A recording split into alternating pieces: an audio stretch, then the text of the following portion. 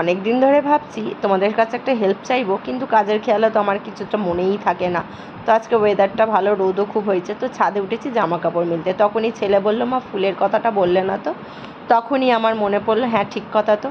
এই দেখো, এটা হলো আমার বোগেনভেলিয়া গাছ, আর সবাই জানোই কাগজ ফুল গাছ। এই যে এই ফুলটা এত সুন্দর দেখতে যে কি বলবো, কিন্তু না আমার গাছটা কিছুতেই ঝোপালো হচ্ছে না। দেখো গোড়ায় গোড়ায় এরকম কয়েকটা শুধু ফুল হয়। উফ, আজকে ওয়েদারটা কি সুন্দর, দেখো রোদ আর রোদ।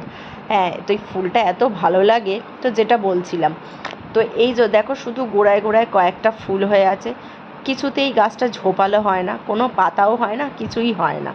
মানে শুধু কয়েকটা ফুল জাস্ট বলতে পারো, সরু সরু ডাল, ডালগুলোও বেশ মানে যে সতেজ সেটাও না, মানে খুবই সরু সরু ডাল আর এরকম কয়েকটা ফুল হয়।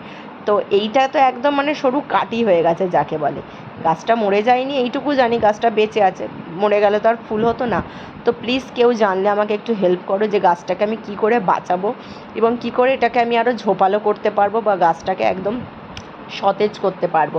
তো তোমরা যদি কেউ জেনে থাকো প্লিজ আমাকে কমেন্ট করে জানিও, তাতে আমার খুবই উপকার হয়। এবং ভিডিওটাও কেমন লাগলো সেটাও বলো। তো এটা